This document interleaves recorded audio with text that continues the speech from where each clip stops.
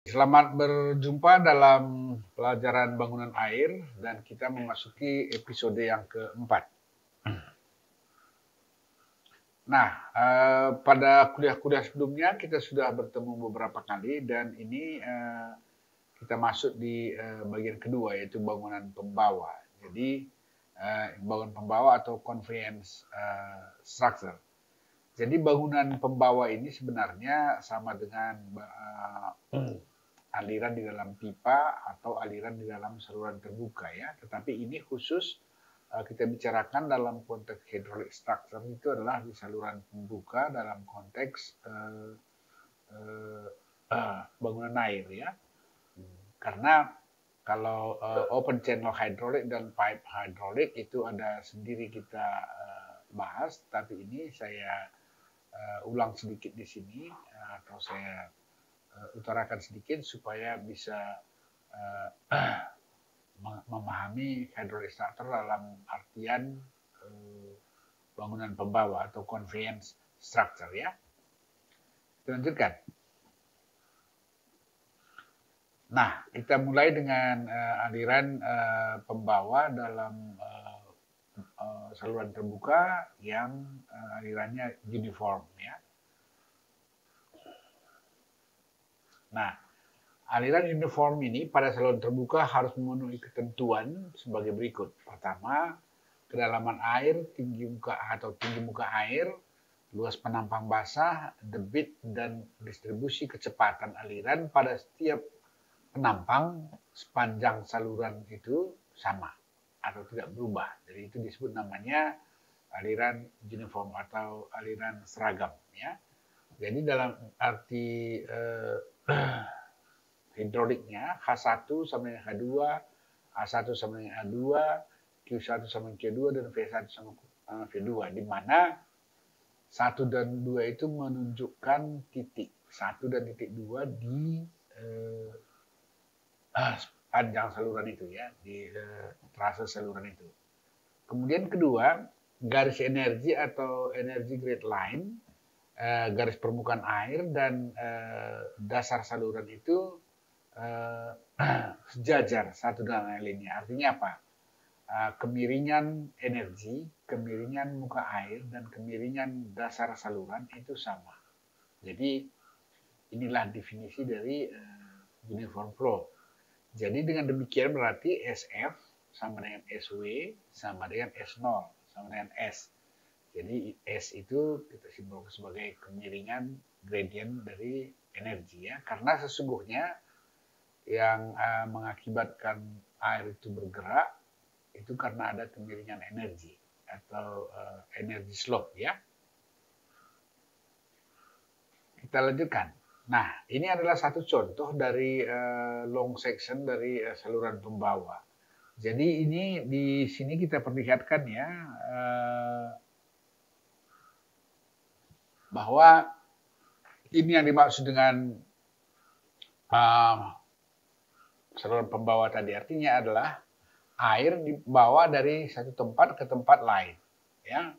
Nah, jadi bisa seperti sketsa minggu lalu, ya, kalau dari saluran irigasi umpamanya, ya, dari bendung ke bangunan bagi pertama itu saluran pembawa itu primer, saluran pembawa primer, gitu kan, dari itu. Jadi di sini yang tadi disebutkan dalam uniform flow tadi adalah pertama adalah ini ya di titik 1 dan di titik 2. Gitu. Jadi artinya luas penampang di sini, ya luas penampang bentuk penampang di sini di A dan luas penampang di B itu sama, ini ya, ini. Jadi A-nya sama, kemudian H-nya sama, kemudian velocity-nya ya, ini ada velocity V pun sama ya. Jadi di titik 1 dan titik 2 sama. Dan satu lagi ini sejajar 3-3. Ini SF, SW dan ini S0 ya. Jadi kalau demikian dalam asumsi ini bahwa aliran uniform ini berlaku rumus-rumus yang diturunkan oleh Cesi yang kemudian dilanjutkan oleh Manning gitu ya. Jadi ingat sekali lagi bahwa rumus aliran yang diturunkan oleh Cesi dan Manning itu didasari oleh kondisi long section saluran terbuka dengan kondisi aliran yang uniform. Ya, kita lanjutkan. Nah, jadi dalam saluran pembawa ini, ya, kalau kita ikuti asumsi aliran uniform, maka seperti saya bilang tadi, Cesi ya, ini adalah insinyur dari Prancis pada tahun 1769 itu merumuskan formula kecepatan aliran untuk aliran uniform ya, yang kita bicarakan tadi. Kondisinya seperti itu, uniform. Itu adalah V sama dengan CRS pangkat setengah, atau kalau lebih nyaman membacanya begini bisa juga C akar RS gitu ya. Bisa juga begini. Nah, ini adalah rumus pertama di dalam formula pertama dalam aliran uniform ya, yang ditemukan oleh Cesi ini. Jadi beliau ini adalah sebagai penemu pertama untuk mendapatkan satu hubungan antara bentuk penampang dengan kecepatan aliran. Ya, jadi bentuk penampang itu diwakili oleh R, kemudian kemiringan saluran diwakili oleh S. Nah, jadi ini adalah rumus aliran pertama yang dikeluarkan oleh Cesi. Ya, jadi kalau kita kembali ke gambar yang tadi ya, ini kecepatan aliran V ya, V itu kan Q sama dengan V dikali dengan A ya, di mana A itu adalah penampang basah ini ya. Nah, V-nya ini itu untuk kecepatan aliran V ini itu difungsikan adalah bentuk penampang ini. Di sini kan ada R sama dengan A per P gitu kan. P-nya itu adalah ini keliling basah dari sini kemari ke sini. Itu namanya P ya. Jadi A luas penampang basah ini yang ini ya dibagi dengan P ya, ini dia. Berarti itu mewakili dari geometri dari penampang saluran terbuka tersebut. Tapi alirannya uniform, di mana SF sama dengan SW sama dengan S0 kan gitu kan. Itu yang disebut sama dengan, dan tadi kan yang apa tadi kan disebut V sama dengan sorry, saya hapus dulu nih ya. Jadi kan tadi kan V sama dengan C kali akar R kali S kan gitu kan. Nah, jadi R ini itu sama dengan A per P tadi ya. Dimana tadi P udah jelas tadi ini ya. Ini adalah P dan ini A ya, sudah. Nah, S itu mewakili yang ini ya, energi ini. Jadi sini tadi kan SF sama dengan SW sama dengan S0 sama dengan S. Ini kita sebut S. Jadi sebenarnya kalau dalam aliran yang dimaksud S itu sebenarnya adalah energi ini. Tapi dalam uniform flow dia sama semua, jadi bisa juga sama dengan S0, ya kan? Oke, kita teruskan. Nah, jelas ya, jadi sekarang ini adalah merupakan rumus pertama dalam aliran uniform. Ya, di mana C ini adalah koefisien Cesi. Nah, jadi Cesi memberikan koefisien itu berdasarkan jenis bahan dari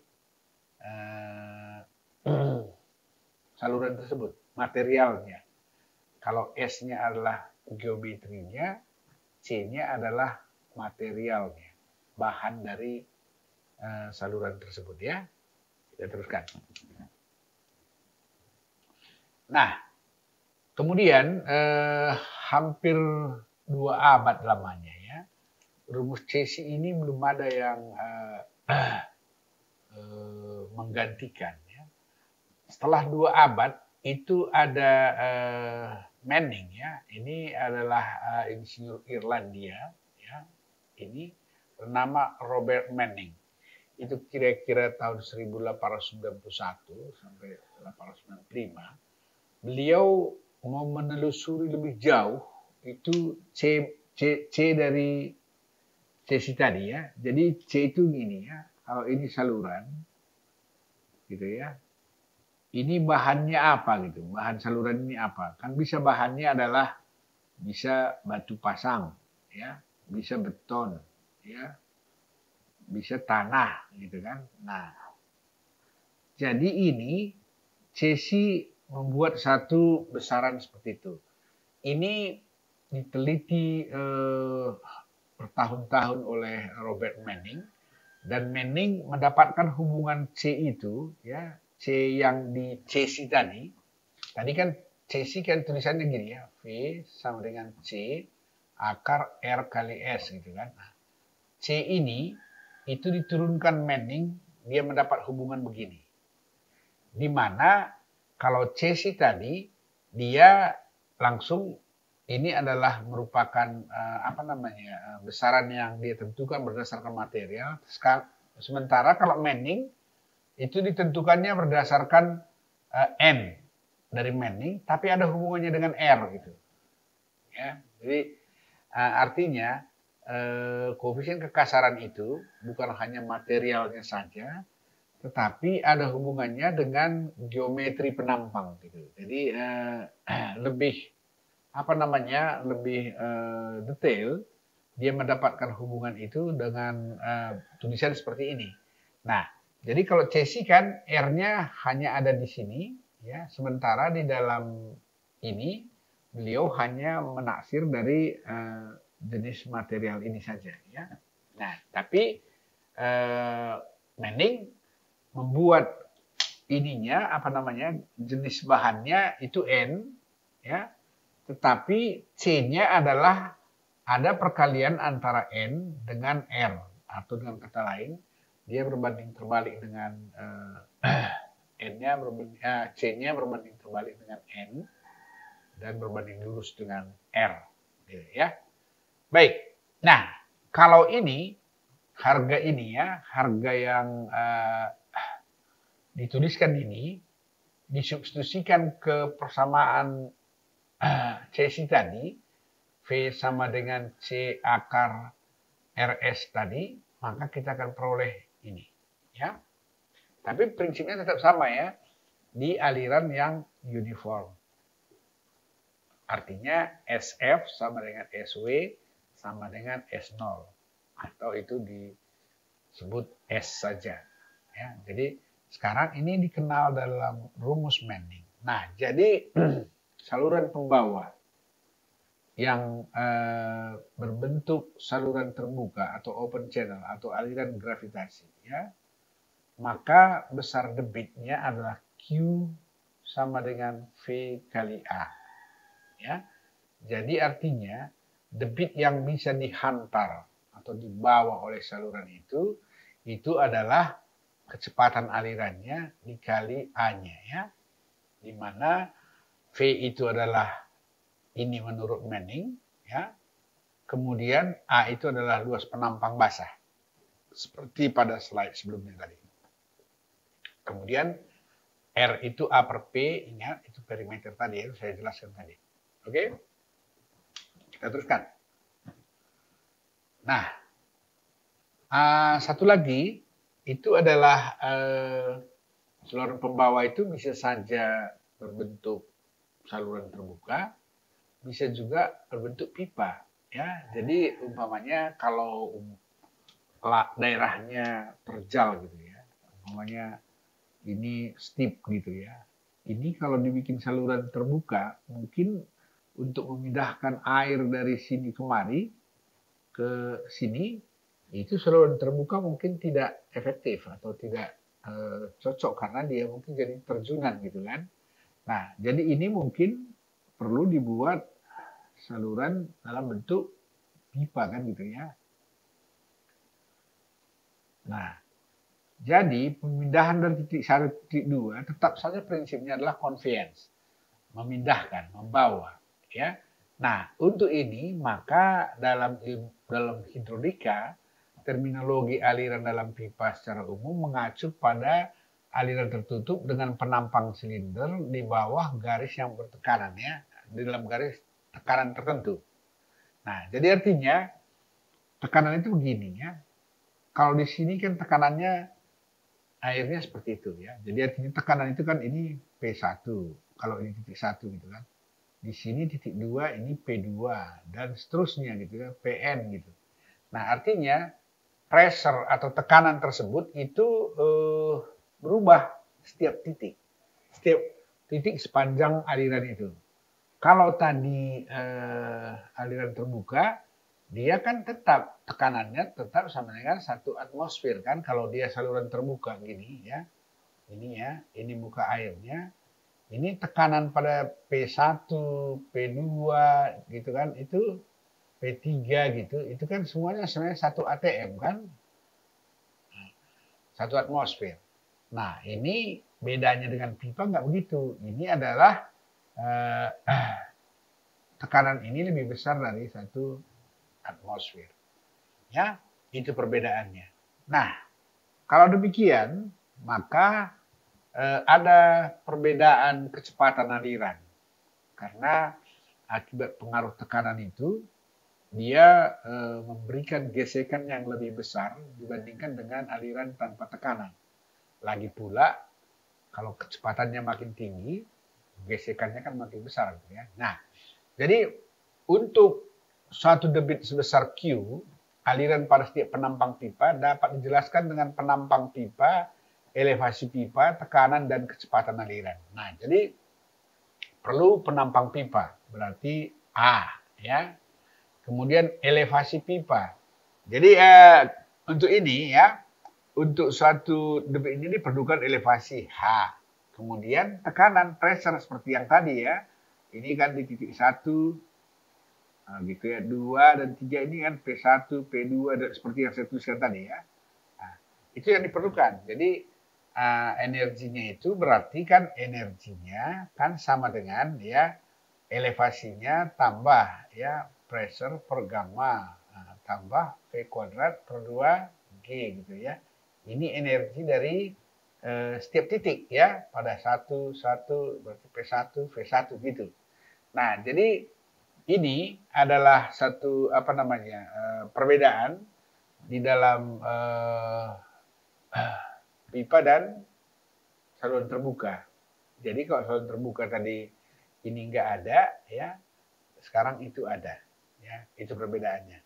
Jadi penampang pipa, elevasi pipa dan tekanan pada titik-titik sepanjang aliran dan kecepatan aliran. Jadi untuk aliran pipa ada 4 ini, ada 4 parameter yang perlu. Nah, dalam hal ini kita cerita tentang elevasi pipa ya.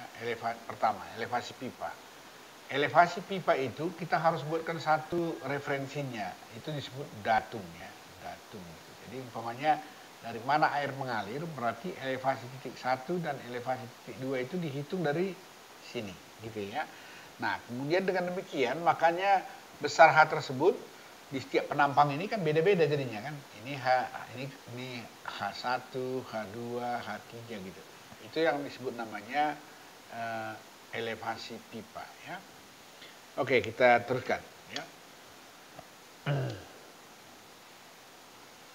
Nah, jadi pada slide sebelum ini juga ini sudah saya tampilkan ya. Jadi ini yang saluran terbuka tadi. Sekarang kita lihat di sini.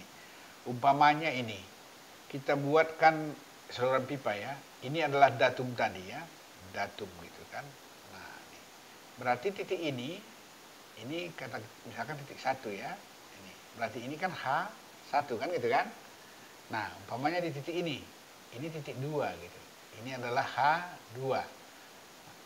Nih, kemudian di titik ini, mungkin ini titik 3 gitu. Ini H3 dan di ujung di mana air itu, kemana air itu mau dibawa. Ini adalah titik 4 gitu kan. Ini H4. Nah, artinya apa? Kita mau membawa air dari ketinggian H1 ke H4 gitu kan. Nah, ini H4. Berapakah discharge Q ini?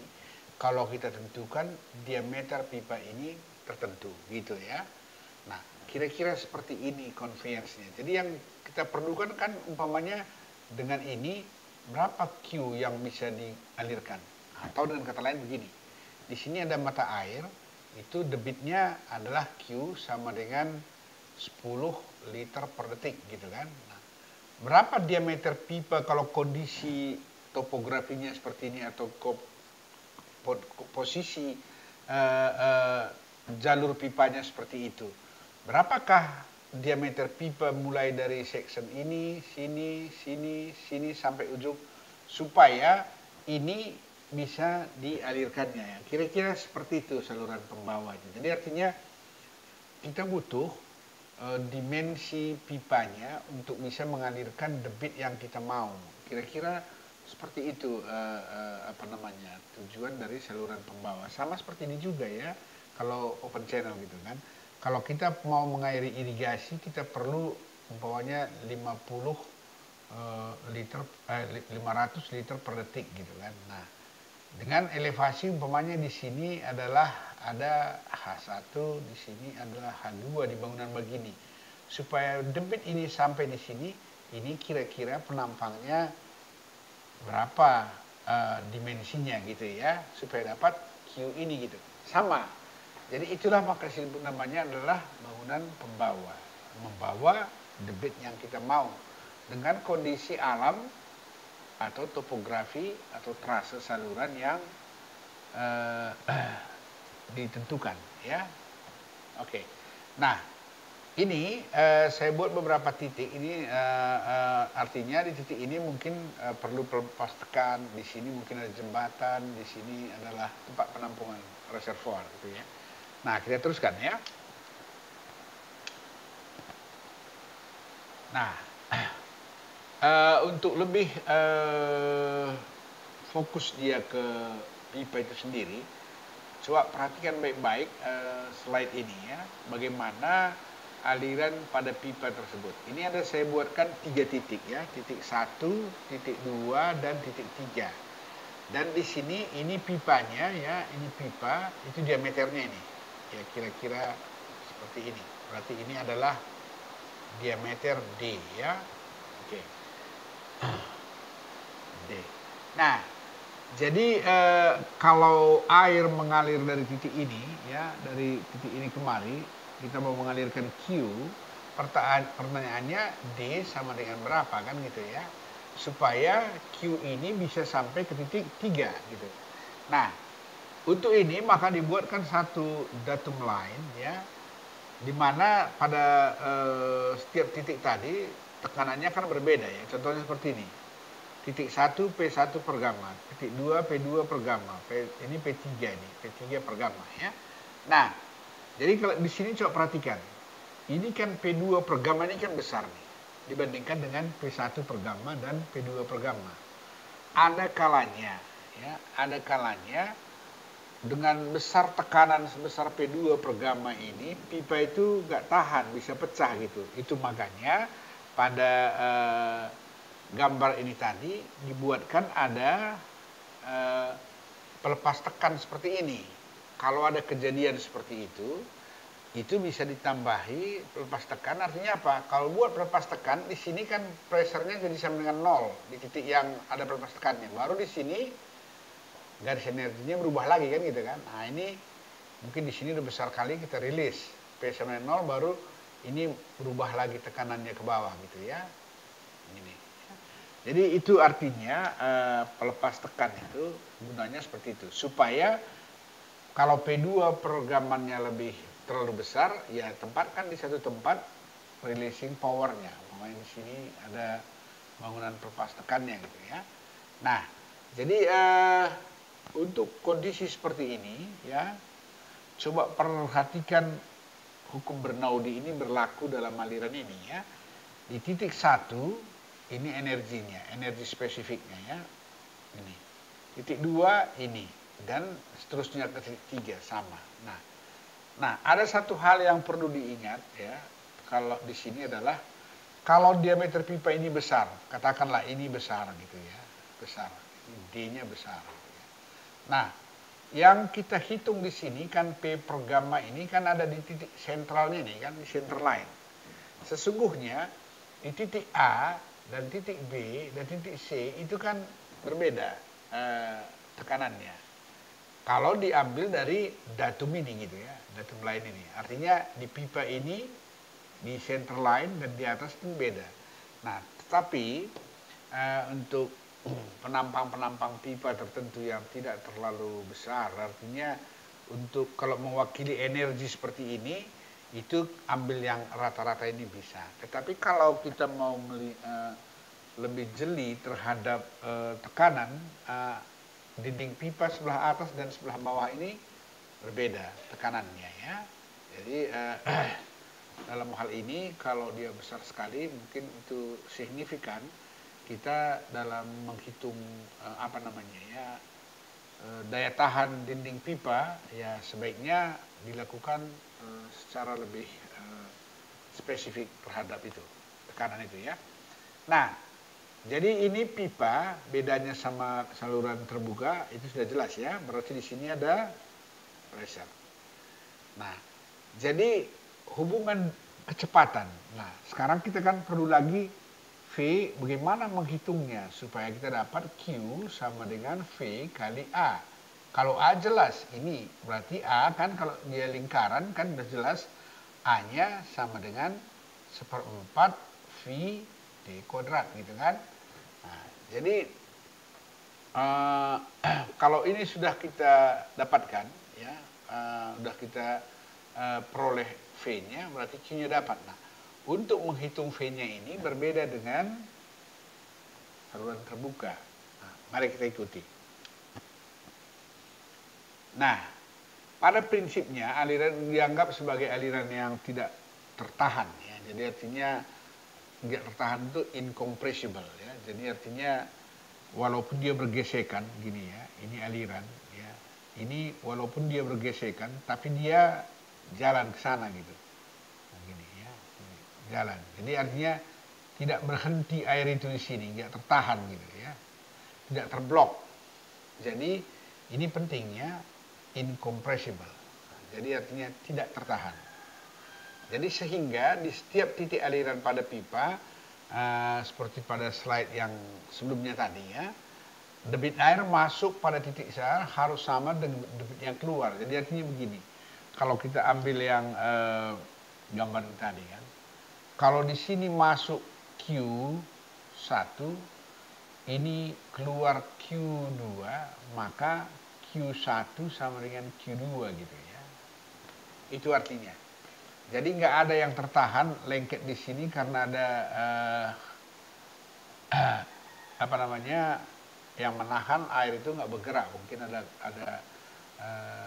reservoir atau ada tampungan atau ada tahanan kompres yang membuat dia nggak bisa sama ini ya. Masuk Q1 di sini Q2 Q1 lebih besar dari Q2 gitu. Nah, itu namanya aliran yang compressible, aliran yang tertahan. Jadi ada juga yang seperti itu. Kita masukkan Q1 tapi keluarnya Q2. Jadi artinya itu ya di sini pasti ada meludak ya, keluar gitu. Oke. Nah, ini prinsip pada aliran pipa ini.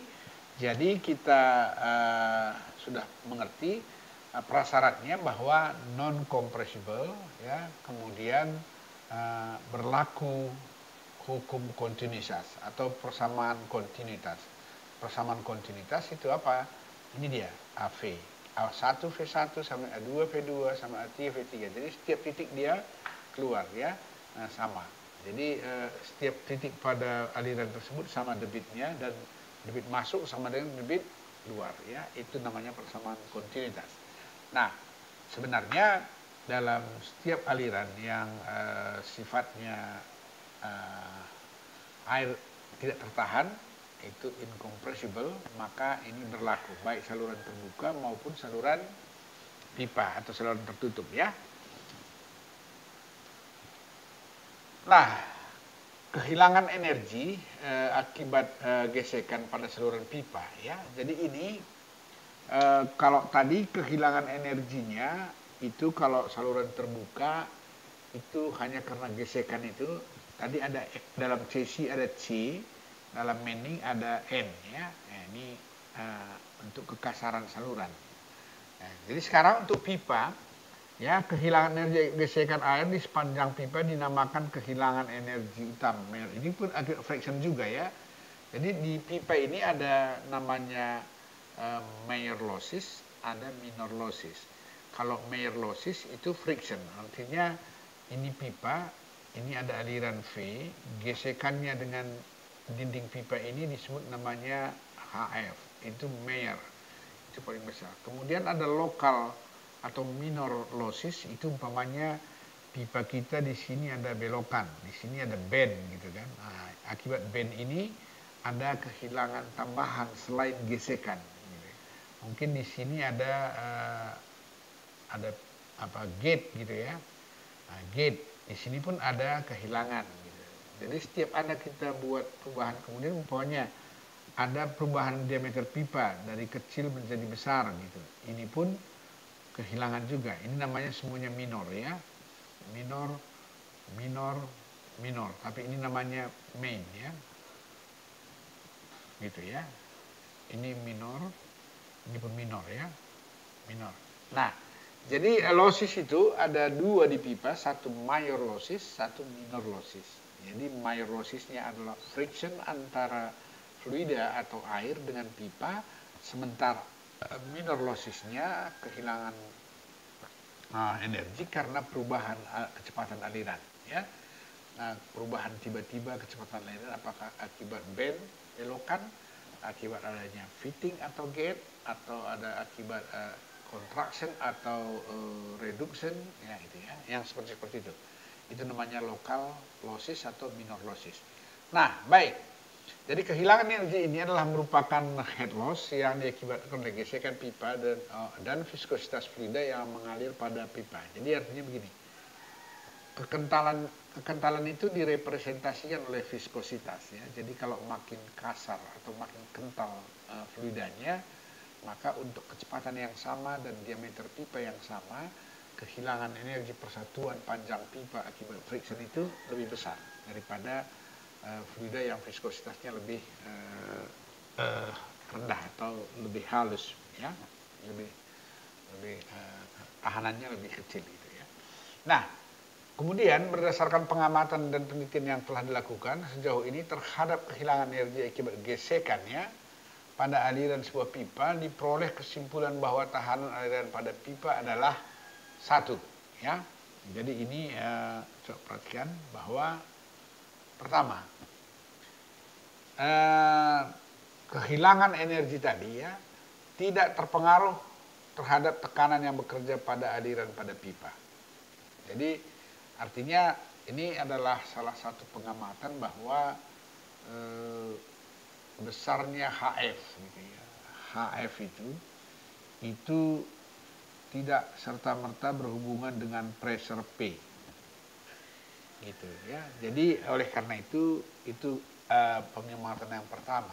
Yang kedua, berbanding lurus dan proporsional secara linear terhadap panjang. Nah, itu. Jadi artinya itu pastilah karena umpamanya ini pipa ya, kalau umpamanya per meter kehilangannya 2 cm meter per meter gitu kan. Kalau panjang pipanya 10 meter, ya ini kali 10 meter kan. 10 meter 10 1000 cm kan gitu ya. Nah, pasti itu artinya yang ini nomor 2. Nomor 3, berbanding terbalik proporsional terhadap diameter pipa pangkat tertentu. Nah, jadi ini begini. Pipa kalau makin besar dia gitu ya, itu makin kecil head loss-nya untuk debit yang sama ya. atau velocity-nya pasti berubah gitu. Kenapa? Kalau untuk debit yang sama Q, di sini juga Q, tapi diameternya berbeda, ini kan pasti V sama dengan Q per A gitu kan. Nah, kalau ini A-nya makin besar, ya, maka berarti velocity-nya makin kecil. Jadi kalau velocity-nya makin kecil, maka friction antara air dengan dinding ini makin kecil. Jadi logikanya seperti itu. Jadi itu yang disebut dengan ini. Hanya perbandingan itu dibuat dalam suatu rumus perbanding terbalik dengan D pangkat tertentu ya, pangkat pipa yang ini mungkin pangkat sekian 0,5, yang ini 0,3 gitu, beda-beda ya. Kemudian yang terakhir, yang kelima ya, jika alirannya turbulen gitu ya. Ini kan aliran yang ini tadi semua adalah kalau alirannya laminer itu berlaku seperti itu. Tapi kalau turbulen, kehilangan energi bukan hanya ini saja, ini tetap ada, tetapi dipengaruhi oleh kekasaran pipa. Ya, jadi artinya kalau aliran itu laminer, kekasaran pipa itu tidak terlalu dominan untuk kehilangan energinya. Tetapi kalau dia kecepatan alirannya sudah makin tinggi sehingga aliran itu cenderung turbulen gitu ya, maka kekasaran pipa itu harus diperhitungkan. Nah, ini perbedaannya dengan open channel tadi ya.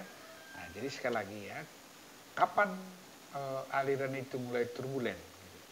Biasanya untuk Renault number lebih besar dari 2000 gitu ya, itu aliran itu sudah mulai menunjukkan gejala turbulen ya. Jadi oleh karena itu maka dalam hal ini nanti untuk pipa itu selalu kita cek apakah alirannya masih laminer atau sudah berubah ke turbulen. Kalau dia sudah berubah ke turbulen, maka ini artinya kita sudah harus perhitungkan cara menghitung HF-nya dengan prinsip yang berbeda dengan kalau dia laminer gitu ya. Nah, jadi sekarang coba kita lanjutkan ya dari kesimpulan-kesimpulan ini tadi, tahanan-tahanan atau kehilangan energi tadi. Mari kita lihat seperti apa rumus alirannya ya.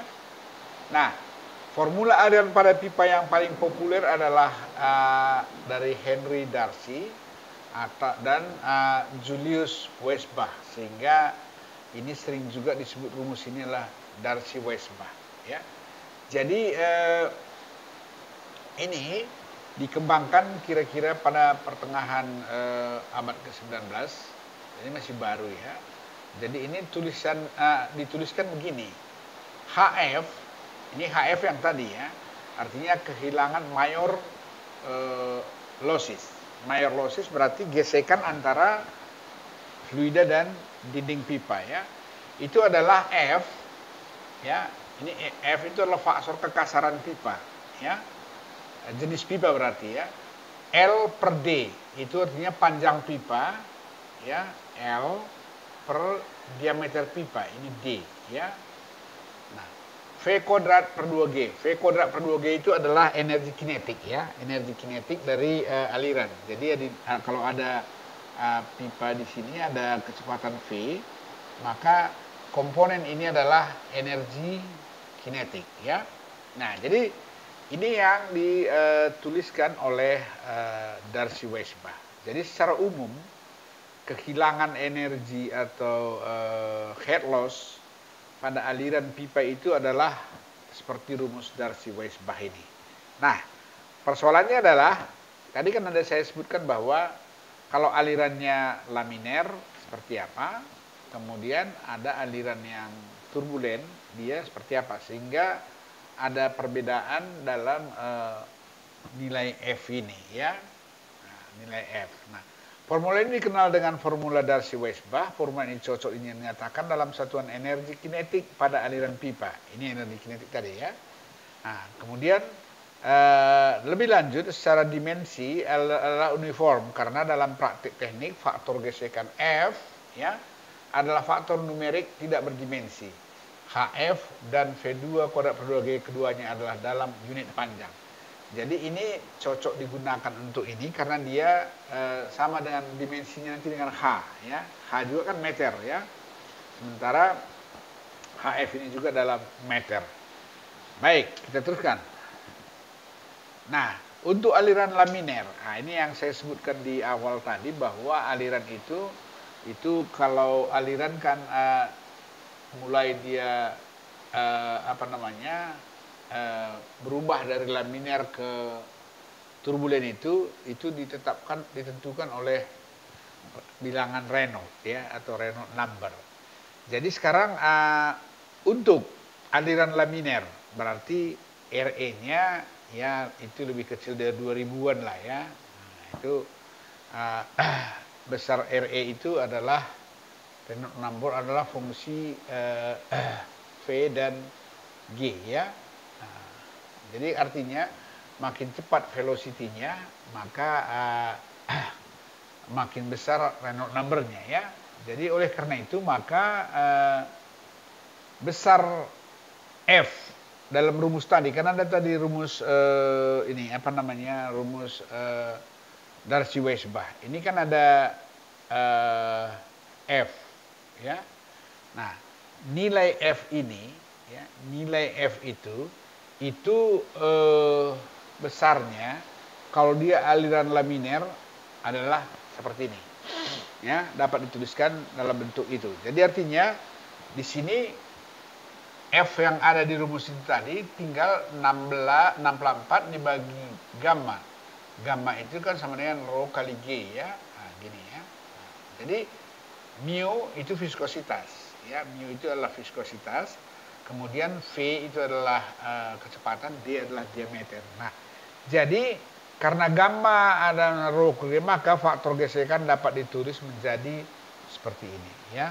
Atau sama dengan 64 mu per rho VD ya. Jadi ini umum digunakan ya, umum digunakan untuk pipa yang alirannya laminer. Jadi ini bisa disederhanakan kalau ini di N ini adalah bilangan ini dibagi mu dibagi rho V D dikali G, ini bisa NG ya.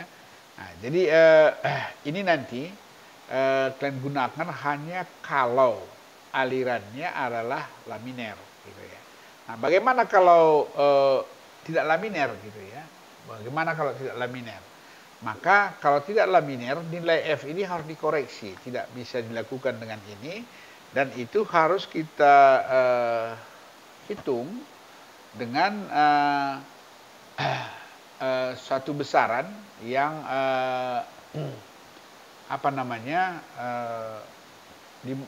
dihitung dengan cara berbeda gitu ya. Jadi apabila Reynolds number bertambah besar, misalnya ini RE ini ya, RE lebih besar dari 2000, di mana aliran mulai berubah dari aliran laminer ke aliran turbulen sebagian, maka friction factor F tidak hanya tergantung kepada Reynolds number saja, tetapi sebagian dipengaruhi oleh kekasaran relatif yang disebut dengan E per D, di mana E adalah kekasaran permukaan relatif dan D adalah diameter pipa. Nah, untuk ini ya, ini diperlukan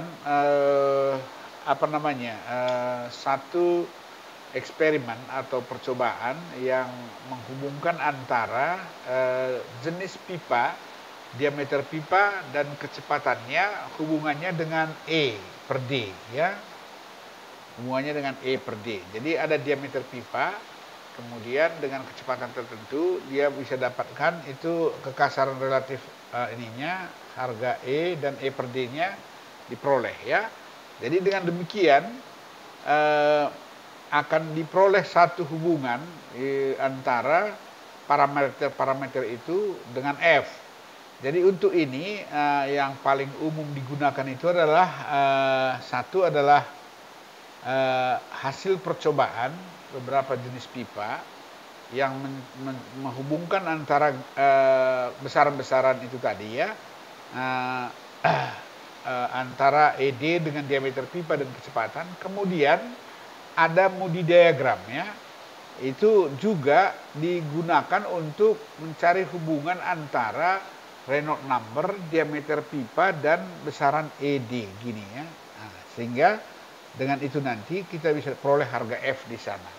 Jadi sebelum kita pakai rumus Darcy-Weisbach tadi, nilai F ini itu sangat bervariasi sesuai dengan jenis pipa ya. Jenis pipa berarti kekasaran F ya, kekasaran pipa. Kemudian ada pengaruh diameter dan kecepatan. Jadi oleh karena itu maka perhitungan F berbeda untuk aliran yang laminer dan aliran yang turbulen. Nah, sekarang coba kita lanjutkan ya. Nah, ini adalah contoh Moody diagram ya. Jadi apa namanya? Moody diagram ini artinya adalah dari sini kemari itu adalah aliran yang laminer ya. Yang di sini ke sana adalah aliran yang turbulen ya. Nah, ini adalah transisi ya. Jadi ini yang kita sebutkan tadi bahwa kalau dia sudah sampai di titik 2000 itu sudah ditransisi nilai itu. Nah, tadi F yang kita hitung dengan besaran 64 per NR itu tadi ya, itu adalah NR itu sama dengan Reynolds number sebenarnya ya. Ini ya. Jadi itu apa namanya? Kalau laminer bisa pakai rumus ini. Nanti kalau kita di teks tadi kembali lihat ke sini ya. Yang ini ya, ini. Ini nilai Reynolds number ini ya. Jadi nanti ini bisa ditulis dalam bentuk ini ya. Ini NG ini adalah Reynolds number-nya. Nah, ini hanya berlaku kalau keadaannya ada di wilayah ini ke sini ya. Di transisi sudah mulai F-nya harus dicari karena ada pengaruh Reynolds number-nya. Nah, dalam Moody diagram ini ya, perhatikan.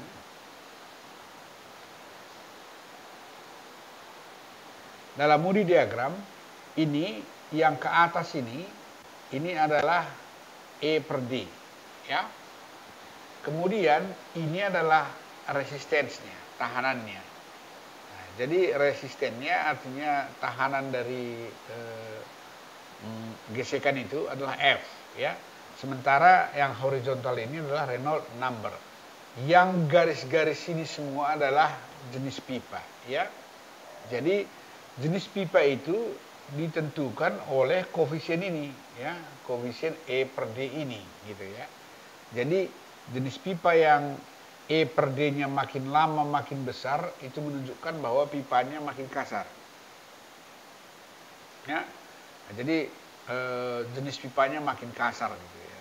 Artinya umpamanya kita bandingkan antara PVC dengan besi gitu kan. Nah, antara PVC dengan pipa beton atau vitrified clay gitu kan beda. Jadi E per D ini sebenarnya adalah menggambarkan apa namanya jenis pipanya, material pipanya.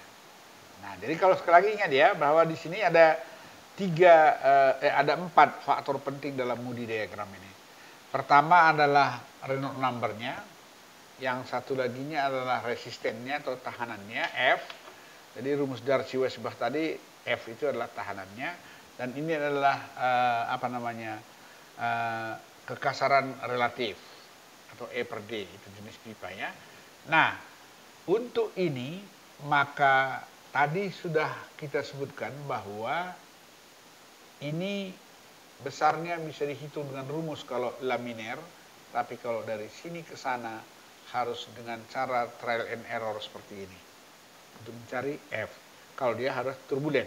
Nah, untuk ini ya, Ini ada satu percobaan yang menunjukkan hubungan antara F dan E per D ya.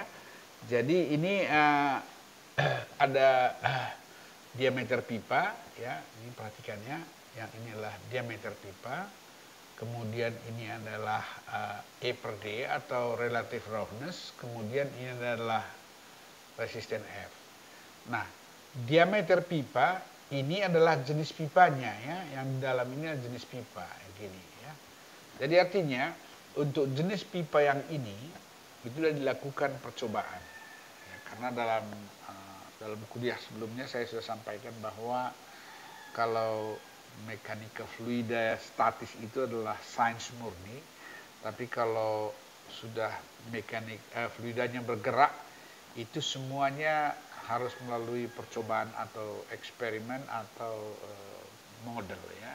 Jadi oleh karena itu ini sudah dilakukan, maka kalau pipa yang kita gunakan sebagai conveyance atau pembawa air atau aliran itu adalah termasuk di dalam ini, kita bisa mendapatkan hubungan antara F, diameter pipa, dan jenis pipa seperti ini. Nah, kalau ini sudah diperoleh, maka kita bisa kembali gunakan Moody diagram ini dengan mendapatkan E per D, gitu ya. Jadi sebenarnya dapatkan dulu E per D ya di sana, baru kemudian gunakan Moody diagram, cek F-nya. Apakah F ini ya itu sesuai dengan F yang ada di sini. Kalau belum, berarti harus trial and error lagi, coba berapa F yang cocok untuk pipa ini dan ulangi sehingga akhirnya ini konform antara pipa ini, jenis pipa ini atau diagram grafik ini dengan diagram Moody-nya. Nah, jadi begitu bahwa sekali lagi bahwa untuk mendesain ini kita gunakan kedua diagram ini. Kalau jenis pipanya belum ada, ini harus dilakukan satu percobaan ya di laboratorium. Kalau ada pipa di luar ini yang kita belum tahu korelasinya, ini adalah satu bagian yang perlu dibuatkan percobaannya atau pengujiannya gitu ya. Nah, sekarang kalau begitu, kalau sudah kita dapat F ya dari jenis aliran, karena begini ya, kalau kecepatannya berubah-ubah, maka kita akan peroleh nilai F yang berbeda ya. Nah, jadi kalau demikian, seandainya F ini sudah diketahui, gitu kan? Kemudian kita masukkan harga Froude number yang ada di sini, maka kita akan peroleh diameternya. Nah, kita akan peroleh kalau Froude number diketahui, ya pasti kita akan dapatkan besaran F-nya, gitu ya. Kalau F-nya diketahui dan diameternya diketahui dan kita perlu Q kan tetap sama dengan A kali V, gitu kan. Nah, V yang ini itu adalah sama dengan Q per A, kan gitu kan. Nah, kalau kita mau membawa debit sebesar Q, maka kita perlu A berapa. Jadi A-nya dihitung dari sama dengan 1/4 V D kuadrat. D-nya adalah ini ya. Jadi sehingga kita dapat diameter pipa ya. Nah, jadi dengan begini maka kita akan memperoleh besaran F, dan untuk besaran ini akhirnya kita dapat head loss ini. Nah, jadi head loss-nya besarnya adalah sama dengan ini kali L per D, dan nah D ini adalah merupakan diameter, dan disinilah kita peroleh berapa velocity-nya. Nah, dari sini baru dapat Q sama dengan V kali A. Jadi Q ini sebenarnya adalah fungsi dari HF. Nah, di sini tidak sama seperti rumus Manning sama rumus Cauchy, karena dia harus mengikuti suatu proses iterasi untuk mendapatkan kecepatan yang bersesuaian. Jadi artinya ini kan loop dia ya, loop. Nah, umpamanya F kita coba, baru itu ada hubungannya dengan diameter kan gitu kan. Nah, diameter ini juga ada hubungannya dengan velocity. Velocity ini ada hubungannya juga dengan Reynolds number gitu, atau N ya, Reynolds number atau N. NG itu Reynolds number dalam graf ini tadi. Nah, oleh karena itu kita harus lakukan satu iterasi trial and error untuk mendapatkan diameter yang pas, memenuhi hubungan antara ya RE, E per D, F. Jadi di dalam F ini berhubungan semua, dan di sini ada V, D ya. Nah, dan dari sini VD ini sudah pas, baru kita akan dapatkan HF-nya.